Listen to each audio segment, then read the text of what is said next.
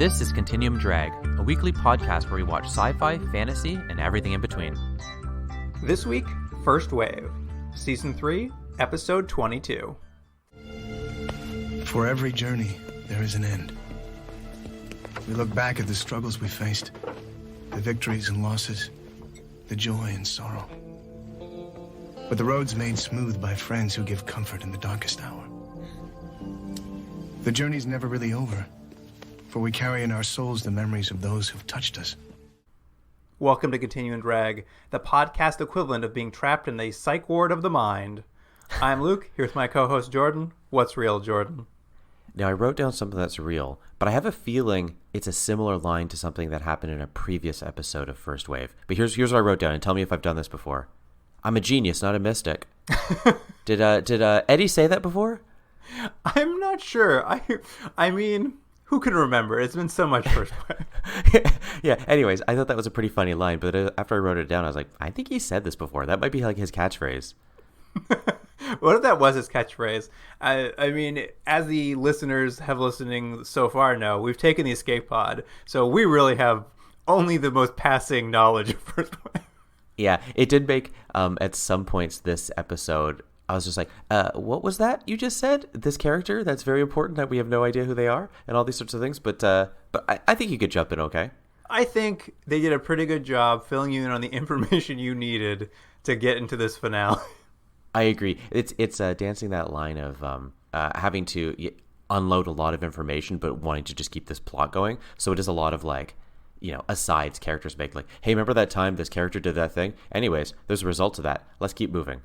Jordan, what a treat was it to watch the final episode of a series that was actually a conclusion for once in the entire time we've done this. I was sure when I was watching it last night that it was going to be a cliffhanger. I was like, it's going to be a cliffhanger. They finished their first season on a clip show. They probably did a cliffhanger for the second season finale, and I'm like, it's going to end on a cliffhanger. But nope, this had an actual finale to a series, which was nice. Yeah, wrapped it all up. I was just like, wow, I think first time we've ever had that. Yeah, and this is not any spoilers because the show's been off there for 20 years, but they essentially just drive off into the sunset. Yeah, it's beautiful. Yeah, I would say it's beautiful, but... Well, before we get into it, Jordan, I put a little game together for us to celebrate the end of the First Wave. Yeah, now let me ask you this before we start the game. Do you feel a little bittersweet about finishing First Wave? I don't know if I feel bittersweet, but I do feel like there must have been a couple good episodes in there that we missed. I feel like we definitely missed something in that third season. Because I think the third season, we'll get into this, but introduced a new character, introduced a running villain for sure, and I think got a little more serialized. Yeah, I agree. Watching this, I thought, well, first, before I'll get to the game, I promise. Having an actual cast of characters made such a difference in this show. Not just having Cade run around by himself. I was like, oh, well, they've just fixed one major problem of this show. Yeah, I think the adventures of the week probably got a lot better when there was like a team of people to have character dynamics with. Yeah, I think the third season was probably the season to watch, but who knows?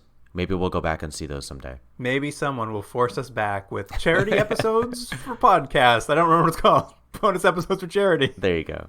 Yeah, there you go. Anyways, but that's not why you called. It was a game. That's right. We've got a game for you, Jordan. We do. I now speak in the third person. The royal we. It's a game of who did what, I believe we're going to call it. I think that's what we call it. Oh, yeah. Okay. We haven't done this in a while. Yeah. We've got 4 leads, and I've got 4 possible things they might have appeared in. You see if you can match the actor to the series or TV movie or whatever I've chosen. I don't remember. Can I guess who the 4 cast are? Of course. It's Sebastian Spence, who played Cade Foster. Yes. It's Rob LaBelle, who plays Crazy Eddie. Yes. Roger Cross, who plays Joshua. Mm-hmm. And Tracy Lords, who plays Jordan Radcliffe. Yes, Tracy Lords, who joins the cast in the third season as the reoccurring character. I didn't even reoccurring. She seems to be in every episode. Jordan Radcliffe. Yeah. That was odd casting, but sure. Yeah, why not? All right, I'm gonna run through the character or the series or shows and the character names in them, and you can see if you can match them. You know how this works. Yep, let's do it.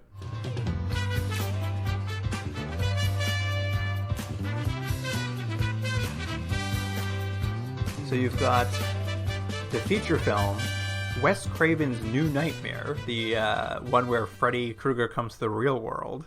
Very meta. And a character in it was playing an actor in it was playing the character named Terry. Okay.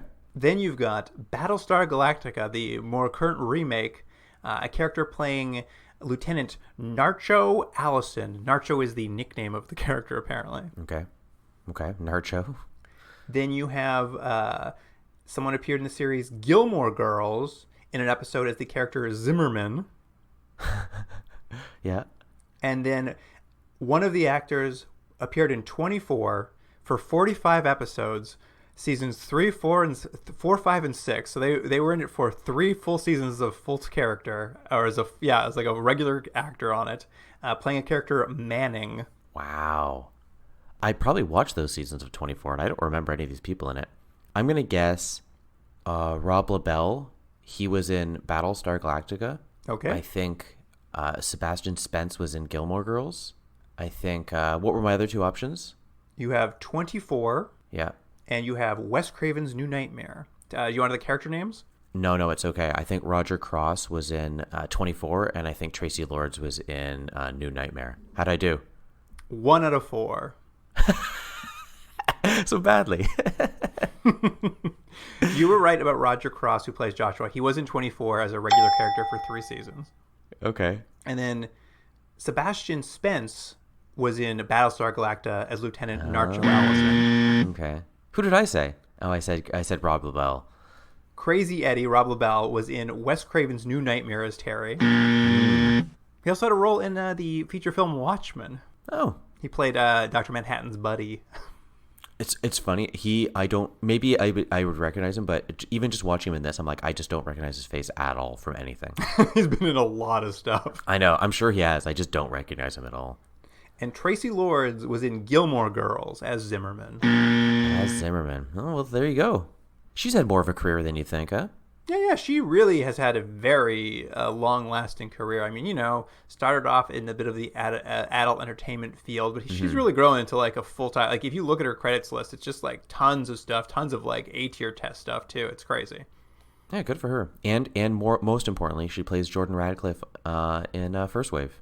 Truly, she got the whole 3rd season. And I'm gonna be honest with you, I also, after the Sable episode where she was like heavily exploited with a lot of nudity. Yeah. I was like, well, Tracy Lord is obviously just going to be here for one reason alone. Her character is not at all what I expected. Except for the one plot line they keep mentioning in the episode. Yeah, the one time she had sex with old Cade. Cade. But that's Cade. He's incorrigible. Yeah, I think that might have more to do with Cade. But that's a good lead, I think. Yes, it is. Here's the IMDb summary for Season 3, Episode 22, Twice Blessed. The final battle between Mabus and Cade, Joshua, Jordan, and Crazy Eddie. Yeah, that doesn't tell you anything about the episode at all. But, I mean, yes, there is the final battle. But what it really is we're going to get 2 kind of structures to the episode. And the first one is going to be this feint. And I wasn't sure at first when we were watching this. When they make the turn, I actually started liking the episode a lot more. Well, let's just start real quick. What did you think of this structure of the episode of doing this? Like, did you think this was an effective thing? Because what we're basically going to have is all the characters are going to start and they're in like a psychiatric ward. And they're getting treatment for thinking there's aliens. And then there's going to be a turn, obviously, because we as a viewer know that aliens do exist and they are trying to take over the world because we've been watching the show for 65 episodes. So what do you think of this? Did you think this was an effective thing? Like, obviously the viewer knows something's up, right? I mean, it's an interesting thing. Eventually, you always have to do an episode where are your people crazy or not? And I thought it was an interesting move to like do it in the finale. And I will say this for it though, because we haven't watched much of this series for sure. Mm-hmm. But they are back. They even used the same piece of exterior footage right off the top that was in the pilot. That's right. They're back at the same psych ward that the pilot began in. So I liked that they had that little bit of synergy between the pilot and the finale to bring Cade back to the psych ward. Yeah, and also I don't know if it was meant to be related or not, and I don't know why I also always focus on people's hair, but Cade has cut his hair again. The last time we saw him, his hair had grown out, but his hair is cut short just like it was at the beginning of the show. And I don't know if that was just at a certain point he's like, no, I'm going back to my original haircut, or they literally were cutting his hair back to what it was like in the first episode. No, just for the viewers, the astute viewers like you. Yeah, they were like, wait a minute, that is a little bit more of a brush cut. But yes, you're right. In this sort of, as you said, sort of false beginning, is we're led to believe that this crew of people has been caught breaking into a medical facility, and they all be claiming that it's a GWA headquarters, and the doctors there are now trying to break them of this like mental disorder, this delusion they have.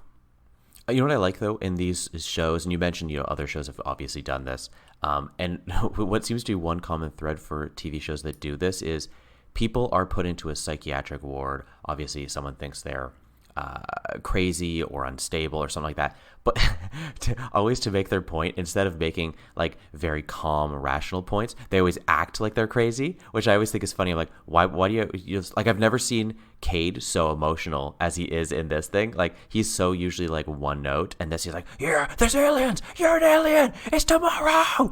And it's like, okay, well, stop acting like that. They don't think you're crazy. Well, I think that has a little bit to do with the turn at some point, because it is revealed. But I did like it because all the characters are a little unhinged in this psych ward, to the point that I'm just like, oh, is this going to be the finale? Are they actually all insane? Can you imagine if that actually what it was? If it was just at the end, you're like, yeah, by the way, the whole series, we were just screwing with you. He's just in a psychiatric ward. I mean, it does help they lean into it harder than you'd expect them to before the turn. So there is a moment where you're just like, is this going to be it?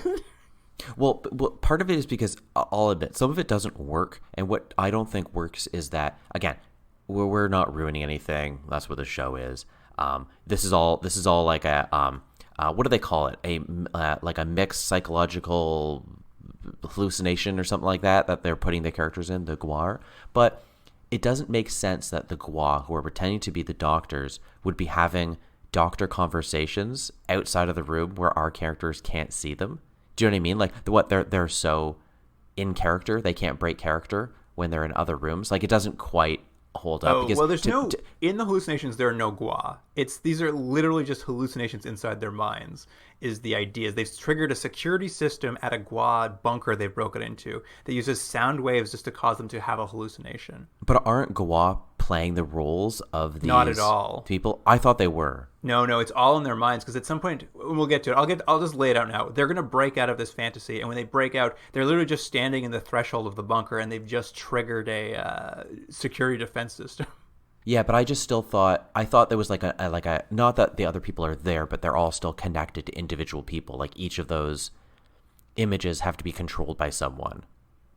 Well, I think what makes sense to me, and what this gets confusing about, is there are scenes we get to see where the doctors discuss their patients outside of the patients being there, implying there's like a whole world happening, and it gets a little nebulous here of what's a hallucination, what's happening. Later on in the episode, they even talk about like maybe it's actually an alternate reality. I think things get a little wishy-washy in this episode as to what's really happening.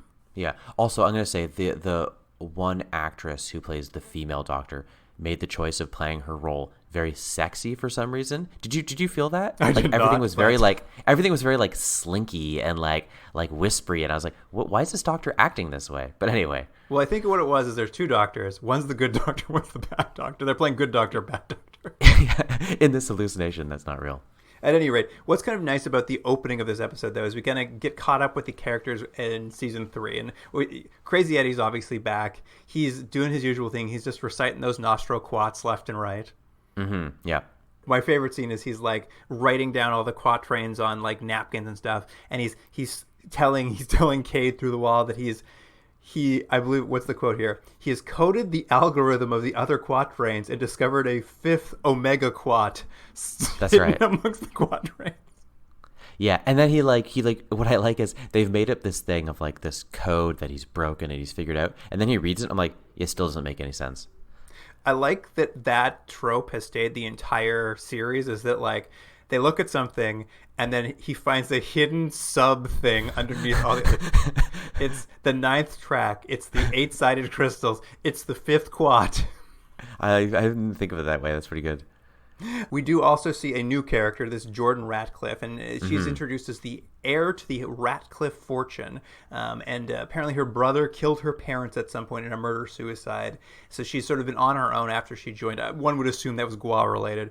And apparently they keep referencing it, but never with much detail. So I don't quite know what happened in the third season. But at some point, she had an army at her disposal called the Raven Nation. Yeah, they mention it twice in the show, because the first time they mentioned an army, I was like, what was that? And then later on, yeah, they mentioned the actual name of it, the Raven Nation. I was like, oh, we've missed a subplot here that happened in the third season, clearly. She's very rich to have a private army, huh? Yeah, that's right. Of course, Joshua's there, but in the psych ward, they reveal his name is Joshua Bridges. They say he's a former U.S. Marine sergeant with acute schizophrenia, and he's gone AWOL when he was supposed to be shipped off to Yugoslavia. So, this is their way of like faking us out as we get into this.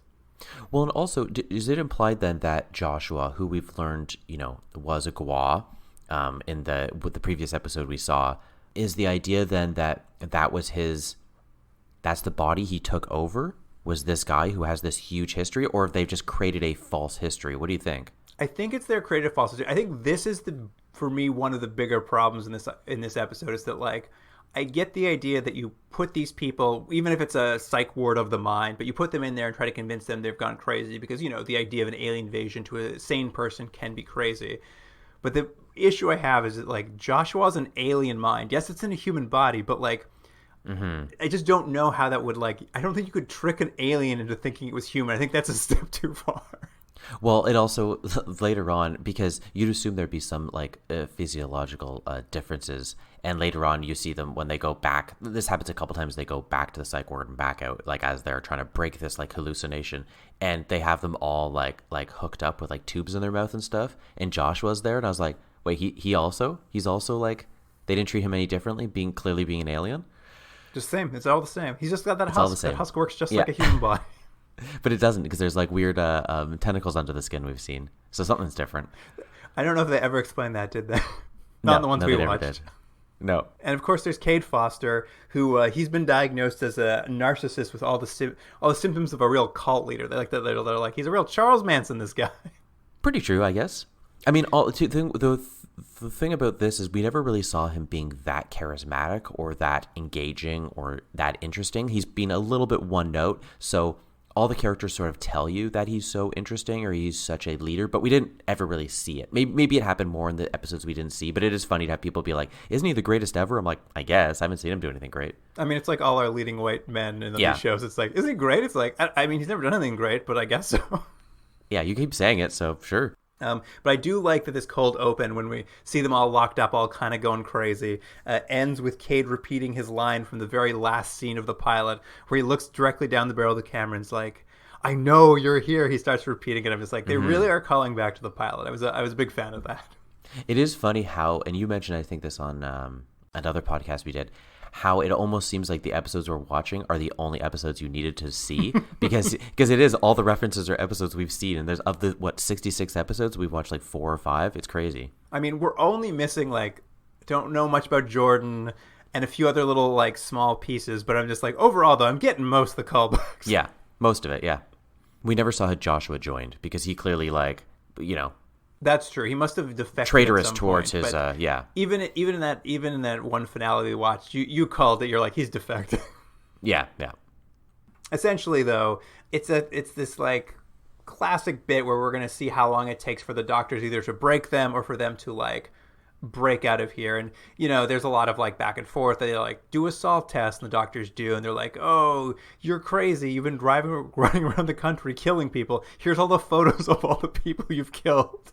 Which I thought was so when they showed him the photos, because I thought at first they were showing actual photos, and I was like, wait, but the only people I'm assuming who died are Gua, who there wouldn't have been any photos of. I'm like, so are these like, is this collateral damage, or are they just showing pictures to show like dead bodies to go, hey, you thought you were killing aliens, you actually were killing people?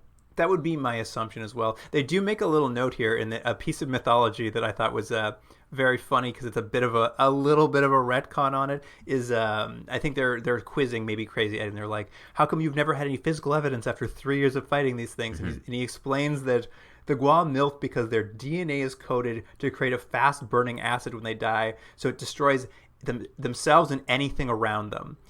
And then I was just like, but that one Gua died on top of Cade. Yeah, I know. I thought the same thing.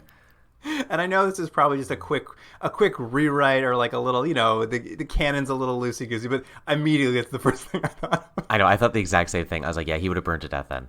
At any rate, the one thing the doctors are doing, where it's total amateur hour, is they leave a paperclip on some like photo they bring to see Cade, and Cade, he steals the paperclip so he can we know he's a master escape artist, so he can pick his locks. He breaks all his friends out of the psych ward, and they're like, all right, we got to get out of here. We got to find the Gua, but first we need to get our hammer back. We got the hammer of the Gua, a powerful Gua weapon, and it's at this moment where it's just like they seem their craziest because I think Crazy Eddie just finds a hammer in a janitor's closet. It's just like an old claw hammer, and they're like, it's the hammer of the Gua, and Cade starts shouting, I'm not crazy, and it was at this moment I'm just like, what is happening? They are clearly insane. Mm-hmm. And then Cade takes this hammer, and by the way, they say the hammer, I don't know, 8,000 times this episode. Is pretty good. It's a great drinking game. He takes the hammer and he throws it at what is seemingly some sort of glass or mirror, or something.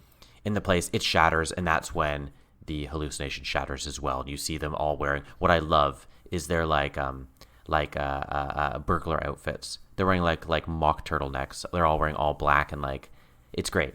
Yeah, they're all back. They're all back in alien fighting mode. They're all wearing those outfits. Remember that episode of Star Trek Next Generation where Picard, Worf, and Beverly went down to that? I think it was the Romulan planet, and they're all wearing their like burglar outfits. It was like that. That's what this reminded you of? Yeah, that's right. That one episode of Star Trek Next Generation. But yes, this is what breaks the reality. They put them back into where they're supposed to be, and they realize they've triggered the security system, and they're actually where they were supposed to be. They're breaking into this Gua bunker, and what they've discovered in here as they look up is there's 10 million husks, all in those strappy outfits, hanging ready to go. It's the second wave. They found the bunker containing all the Gua that will invade Earth in the second wave. And there's a couple things I liked. One, I actually thought it looked really good. I thought the room looked pretty interesting, and it's like one of these, it just keeps going and going and going. You just keep seeing, but instead of lengthwise, it's sort of height. It just keeps going taller and taller, and you just see like you're saying, millions of these people, and a ton of extras wearing these hilarious straps, which is great. And that's the other part I liked, is that they stayed true to these straps. That's the look. It was from the beginning of the show till now. It's this people hung by these little straps, and there's one shot of this one extra, and it's so funny. You could see him hanging, and that strap is right up his butt. It doesn't look comfortable at all. So kudos to the show. I did notice that too. I was like, oof, this poor extra's got a real wedgie right now. Yes, these husks are there for the second wave, and they kind of get into, over this episode, the big plan of, I guess, this series villain that must have been introduced at the top of season 3, Mabus. Mabus, yeah. He is apparently Nostradamus' Antichrist. Mm-hmm. That's right. Yeah, that's what they call him. Yeah, and I was like, okay, sure. And he doesn't seem to have had a specific body for most of the season. He appears to have the ability to just possess anyone's body. He's a no husks required kind of Gua.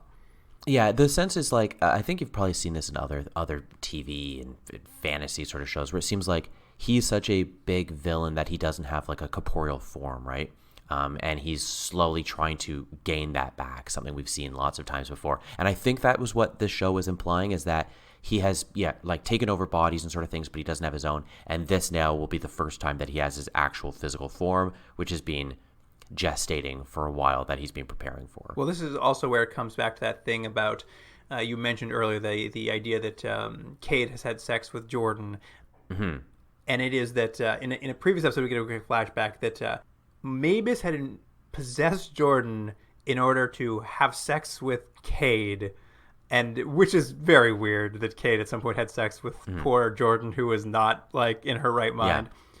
And it's revealed in this episode that when they had sex, apparently, and I don't know the logistics because it doesn't seem like it really quite makes sense, but somehow the coupling of Jordan and Cade was used to create a body, which is a combination of their two DNA. So they managed to take a fertilized egg out of her, which will be the final body that Mabus will occupy for him to fight in. And I will say this, though. They do a weird gestation period, and he, like, climbs out of this skin sack, and it's pretty good when he climbs out of that skin sack. They should have had it, though, that it was a little bit awkward between Cade and Mabus because they know they had sex together at one point, you know? And they had, and neither one had spoke to the other one after, and they're like, oh, yeah, I guess that was the last time we saw each other. I will say this, though. There's a missed beat here probably somewhere, because essentially what the setup is Cade has to kill his own son in some ways. Like, it's made of his own. Cade has no qualms to blow that kid away in 2 seconds. It's true. I never really thought of that. I guess that is a thing where they could have had, like, maybe if it had, like, looked like Cade or had been younger sort of thing, or he had seemed a little more innocent, or he'd had that kind of, like, push and pull on his emotions. Do you know what I mean? Like, but I'm still like your kid and this sort of thing. You're right. They didn't really play into that at all. It's sort of just like a byproduct of like, oh yeah, by the way, they had a kid together and it's me. And I'm now 45. Yeah, and they just mentioned it in passing to the point where I'm just like, I don't know what the purpose of that information was. Yeah, I think it was just like they needed an episode where the 2 characters had sex, but they don't have them be together. They're like, so she's possessed. And then, oh yeah, you know what we'll do? She had a kid after that. That's what they've done. It's just all like retconning after the fact. But it's just to no end. Like, it doesn't mean to no end. No. Anyway, the team figures out very quickly that in order to transfer 10 million Gua consciousnesses into 10 million husks, because the husks are empty, the Gua aren't in them yet. You need a lot of power in order to like transfer that many consciousnesses at one time in order to start the second wave. And they, of course, they know, and we don't because we didn't watch the episodes, but they know because they got that hammer somewhere, that really the hammer is the only way of doing it, because, you know, it controls space and time, so it has so much power. It can easily put 10 million Gua consciousnesses into 10 million husks. It's such an overpower, this thing, The hammer is like way too much. It's way too much of a tool in a TV show. I mean, it definitely is something we missed in the 3rd season for sure. It must have been a big deal. Yeah. But as they're looking around trying to find it, they're like immediately caught. They're immediately like put back into like containers and put back into this like hallucination. So we're going to go back to the psych ward again. Yeah. Well, when they're looking for the mainframe, because you need Eddie on a computer real quick, right? Yeah. He's got to hack something. And of course, when they go back in this time, it's a little bit worse. The stakes have been raised. This time, Crazy Eddie now believes it was all fake. Joshua believes he is a human with 2 children suddenly. And most grim of all, though, like Jordan commits suicide in the hallucination. Yeah. So how did that work? Because in her real sense, was her just now? It was just nothing. And like her consciousness was now nothing? Yeah, I'm not sure. I was wondering, I'm like, is she just like asleep now? She's just out of this fantasy. Is it that now their fantasies are separated for some reason and this is just happening to Cade? I was also just like, are we going to come back to reality and find her dead? Like, this is a grim move on the part of the show. Or also, like, can you imagine if you have a hallucination, and hallucination you kill yourself? Like, that must really mess you up after. Oh, absolutely. You know? It's just like, oh, that was a thing. Anyway. But again, the show doesn't really have time for that, so they're just like, anyways, just move on. Because the whole point, like you're saying, is that things have gotten worse, and it's supposed to push Cade further and further. Now, let me ask you this. They do sort of bring this up later on, because at a certain point, you as a viewer, at least I did, sort of went like, why are they doing all this? Like, it seems like a lot of effort for these 4 people for not a lot of results, you know? Like, just kill them. And they sort of like, you'll find it, they need Cade for this whole reason. But again, like, do you need to break him really? Like, it seems like there's so many other ways they could have done this. It just seems that this is a lot of effort for these 4 people. It is, I think, like we've seen in this show, you know, back to the pilot, just like, it's go, action. Let's not stop to think too hard. Yeah, which I will say makes for a fun show. This was like, honestly, I kind of feel bad. This was one of the best episodes we've seen. At least I think so. Like, a lot of it doesn't make sense, and it kind of is a little silly, and they drop in really lines, but it just keeps moving, and you're interested the whole time. Yeah, I mean, Cade is able to break out of this next hallucination because that one of the doctors comes in to talk to him. This time it is Mabus for some reason, or Mabus, not Mabus. Mabus comes into his hallucination, and essentially Mabus.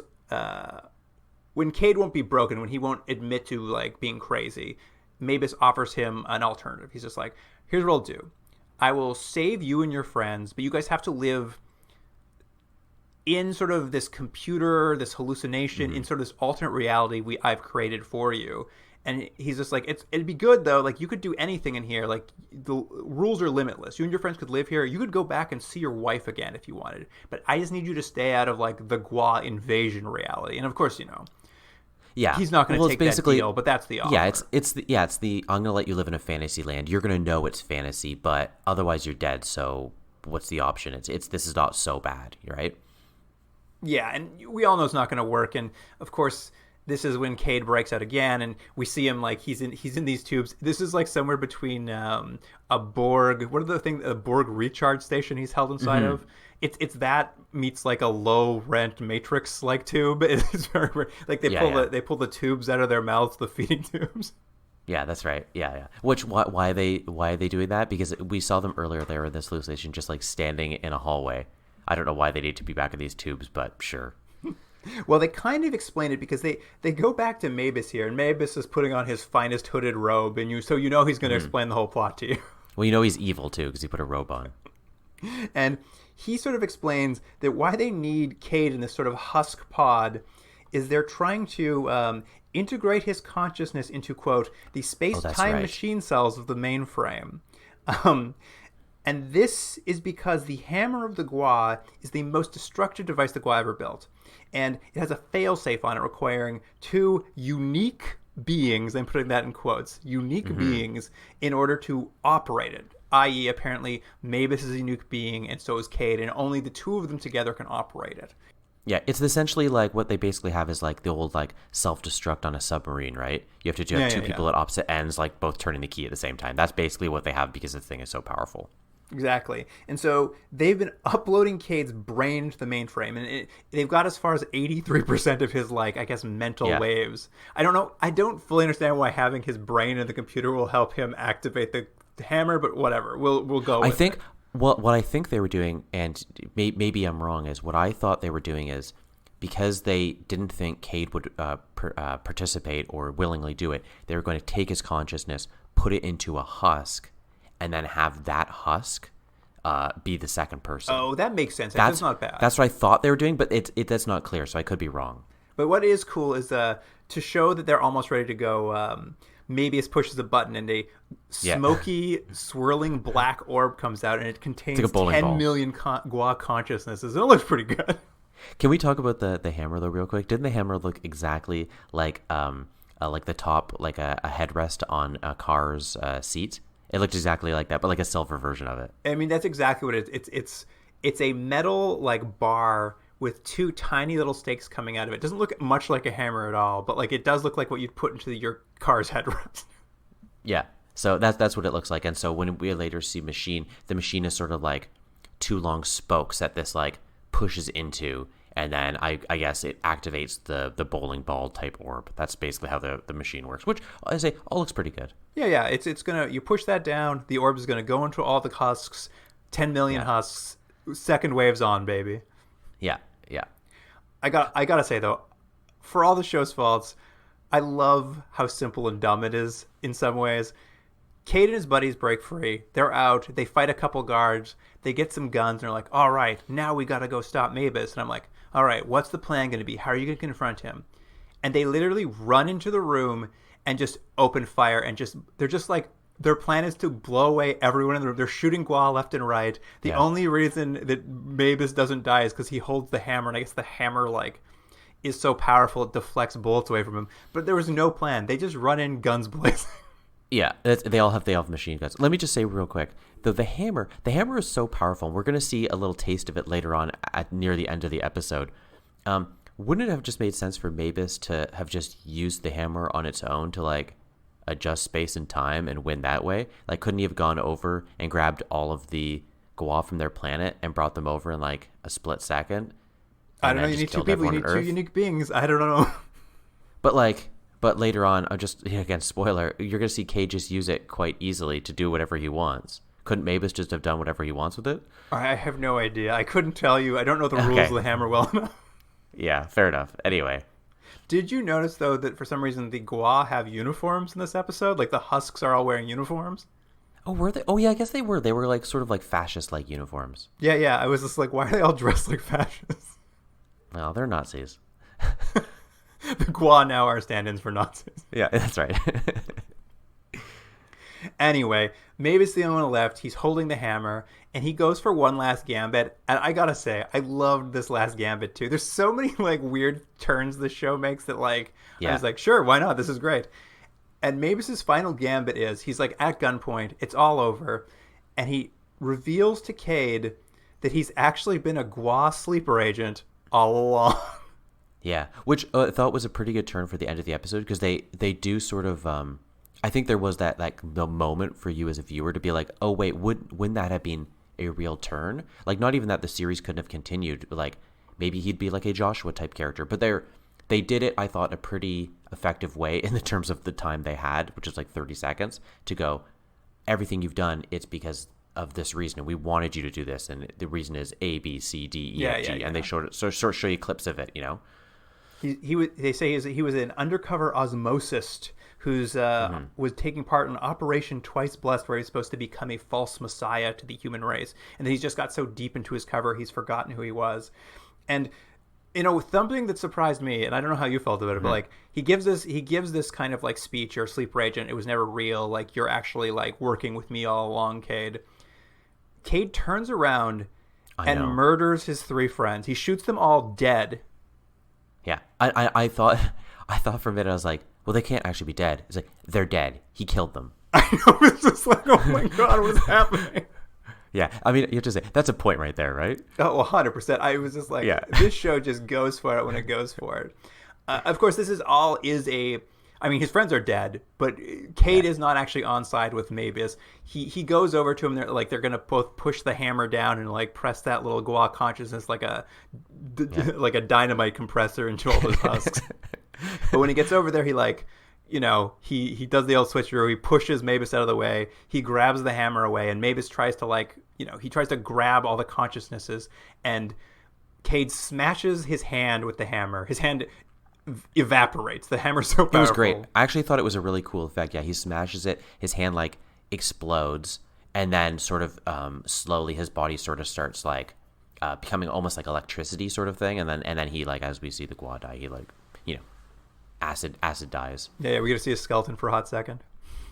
Yeah, that's right. Yeah, and so he dies, and the orb's broken. All the 10 million Gua are dead. Yeah, he saved the day. Yeah, he essentially kills 10 million of the aliens, which they do very quickly. We'll talk. They have a real quick moment later on where it's like they say that like, by the way, you just like killed 10 million people, and he's just like, "Yep, I'm Cade." But hey, that biker asked him, "How many people would you kill?" He's 10 million is the answer. 10 million to stop 19 million. That's right. Pretty close. That's a net benefit. Yeah, of 9 million. Until you say shooting his friends though is a real gamble. Because I don't know if he knows what the hammer can do and can't do at this point, but he did a real gamble because then what we get is now he takes the hammer, he walks over to Joshua first, and he sort of waves it over him and says like, he says something, I can't remember what he leaves, and then and Joshua wakes up and he's like, what happened? He's like, because I believed. And you're like, oh, he can bring people back from he dead. Can lay hands on you and cure you of anything now. Yeah, so he goes over and he wakes them all up. But isn't that an awkward conversation later where he's like, hey guys, I know I killed you. I could have probably done several other things, but I chose shooting you to death as a way to show for a 3-second turn for Mabus, which was like, did he need to kill them? Couldn't he have just like gone, I'm with you now, and like ignored them? I mean, listen, I gotta say, it was the quickest and most effective way to get Mabus on your side, I think. I mean, you're not going to doubt him after that. I suppose. Anyways, they're all kind of okay with it. I'm glad you mentioned that he had the hammer. I thought he just laid hands on him, and I was just like, oh, he can just heal people now? I didn't even consider the hammer was involved. Yeah, he had the hammer. That's how he did it. Because it controls space and time, Luke. Come on. Yeah. And as you said, there's a little bit of a debrief here. They've saved the day. Joshua does quickly stop to say, I'm a little sad that we killed 10 million Gua, but what are you going to do? Yeah, and Cade's like, hey, I'm Cade. Don't ask questions. Got to break some eggs to make an omelet. He's like, hey, remember when I killed you 5 minutes ago? We get a little denouement here. Cade's able to use the hammer, and he's able to travel back in time to see his wife from the pilot returned once more. They brought the actress back from the pilot. Yeah, that's right. Just to have a little moment where I guess in this back in time he'd gone to work or something, and he like walks up to her and she's like, I thought you were at work, and he's just like, hey, I just came by to say goodbye to you. And I know this isn't like the smartest show or the best. I did think this was a little bit of a sweet moment, though, all things considered. I agree. It was. It did make me, though, think of all the other things he could possibly do if he can control anything. Like, it is a very sweet idea to go back and see this dead loved one and have this moment with them. It's a very nice idea. But I'm like, but you could do anything. Can't you just bring her back? Nope. It would just fuck up the whole timeline. You can't do it. Yeah. I mean, he just brought back his friends. I don't know. Anyways, it was a nice little moment. And it's like, and then we get while he's having this, which, again, in this show, it couldn't be faster. They just like, they have no time for even to settle too much on the sweetness. And then we just see him like portal back in to his friends who were all hanging out by a car. And here's my question: did we miss when they got like their cool like Scooby Gang car? Yeah, they got this beat up convertible now. Yeah, it's great. I will say there's this one little bit here near the end. I can't remember if it was here or a little bit earlier, but they're like discussing, they saved the day. Let's drive off from the sunset. And I think Joshua at some point is just like, "Hey, we did it. We stopped the second wave from coming. We killed all those Gua. So that probably means the Gua homeworld will give up on the invasion." I was like, probably? What? I don't even remember him saying that, but I guess that's true, right? So it's like they've been doing this for 40 years at this point. Maybe I'm like, they could just try again. Apparently this is it. Joshua's very probably confident this is the end. He's pretty sure. And I was just like, wait, isn't their planet dying? Like, what do you mean they're going to give up? Yeah. Their planet is dying, and also I think Joshua's now going to go back to that family. His family that he just found out about. I guess maybe we don't know how many Gua there are. Maybe 10 million's a big hit. Yeah, maybe that's it. But yes, they all climb into their convertible. They're driving off into the sunset, and we get a great classic Cade voiceover kind of explaining what we've learned from the entire series. And this time he finally explains, he's like, "I now know why I'm a twice blessed man. He once had the love of a wonderful wife, and now he has the love of 3 great friends. He's a twice blessed man, Jordan." Yes, he is a twice blessed man. No, was that what Nostradamus meant when he did the old quatrains? I believe so. That was what that quat meant. Yeah. Nostro quats, baby. Why is he twice blessed, but it's apostrophe D? Is it just because I that's assume that's old what time it writing says in the original text. Okay. I was like, you're not really cutting mud out by taking that E out. But that's it. That's the entire series of how it all wraps up for First Wave. Yeah, and as I said before at the beginning of this, the show got a lot better, or at least this episode was, and it was a few of the things we sometimes complain about these shows, and this one really did have, I think, the problem of, or at least probably would have become more of a problem of just Cade out on adventures by himself, which is like at a certain point you're like, you need him to talk to somebody. You can't just always have him call Eddie, and as the only person he talks to, and it's like there was just so much for them to do, so much more for them to do when there's actual characters to interact with. Yeah, it did make me wonder when they started like fixing the show, whether it was like mid-second season, because we watched the beginning of the second season. It definitely was still like adventure of the weeky, like Cade off by himself, or maybe it was at the start of season 3 when they introduced the Jordan Radcliffe character. But it did make me wonder. I'm like, they seem to maybe have gotten their feet under them at some point, and I'll never know when, but apparently it happened. Luke, we may know when if someone makes us go back and watch it. Yes, bonus episodes are charity. We all know. But anyways, at this point, it was actually, I thought, a pretty good finale for the show, and it was a pretty good episode. So maybe we should rate it, unless you have any extra notes. No, go for it. Let's get some ratings in here. Well, I think it's a pretty good episode. Again, it's not great. Like there's issues with this show, and I don't think it could ever reach like the highs of like a classic sci-fi show. But I do think this is a pretty solid episode, especially for this show, and I enjoyed it. 7 out of 10. 7 out of 10. I completely agree. You asked at the beginning whether I had nostalgia for this, and I was watching it. I'm just like, they're forcing nostalgia on me somehow. Like I'm along for the ride. I'm so excited to be with these heroes, one of whom I've never met, but I'm so happy for her the entire time. Yeah. I'm gonna say the same thing. I think it's a 7. I think it's a surprisingly entertaining episode of the show. It's doing what this show does best. It's fast, it's dumb, and it's fun. Yeah. Just don't stop, don't think, just go. Yeah, agreed. And I think if it had been more episodes of being like this, we would have still been watching it. Yeah, I think that's the case. I think if it were more fun and dumb and just like over the like it's like Mabus, he's the son of Jordan and Cade somehow, and like I'm climbing out of a skin sack, and just like, what does any of that mean? Exactly. Don't worry. Yeah, we really should have been. That skin sack was really fun. It was great. There's lots of little bits that were fun. The psych ward was way more fun than it should have been. That should have been like a slog, but it was like way more fun than it should have been. Yeah. And more villains putting on hoods. Oh, the hood was great. There was a lot to like. For a series finale, I think they did the best the show is ever going to do. I agree. I'm glad they knew they were getting canceled. I mean, I wonder if that was it. They were just Sci-Fi in the States bought them for 2 more, and they're like, but that's it. We're just going to go 2 more, and it's over. Yeah, it probably was. You know what? And sometimes maybe that's the best thing for a TV show, right? Where they go, hey, you have this idea. Just start wrapping it up. Just start tying these things up and make it fun, you know? Yeah, we'll give you 2 more seasons, and by the end, you'll have a great time.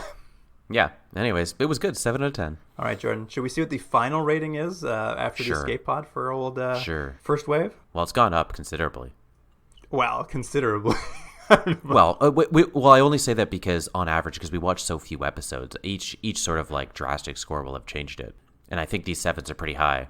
I mean, this is the exact same score we gave the pilot, so it started and ended on a 7. Mm-hmm.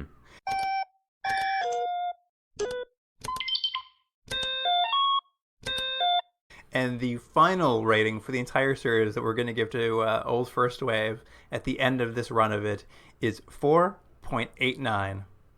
Ooh, so not great. Not great. Not a great show. That clip show really costed a lot of points. Yeah, that clip show was terrible. It was terrible.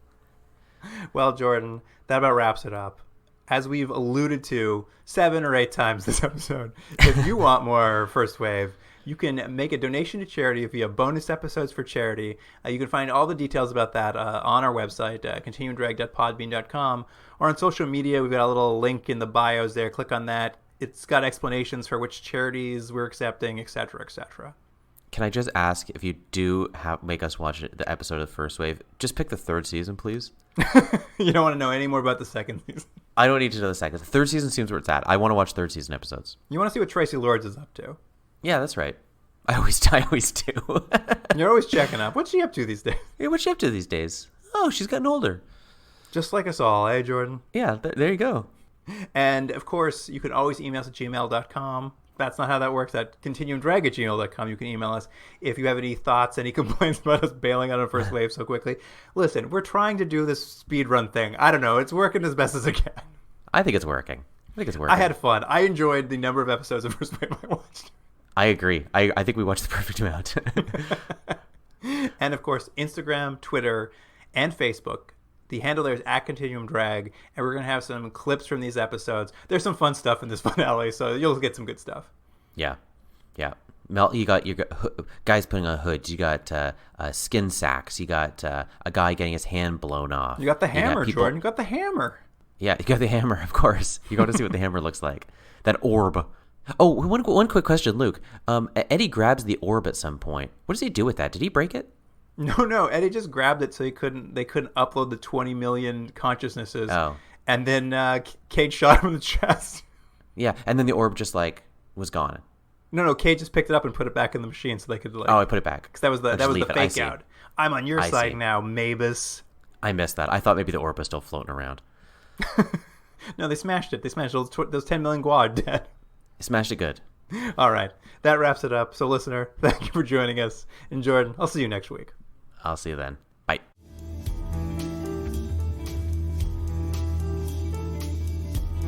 Continuum Drag is recorded in Toronto, Ontario, and Seoul, South Korea. Theme music by James Rick Seidler. Produced by Jordan Delick and Luke Black. Special thanks to Aaron Yunes.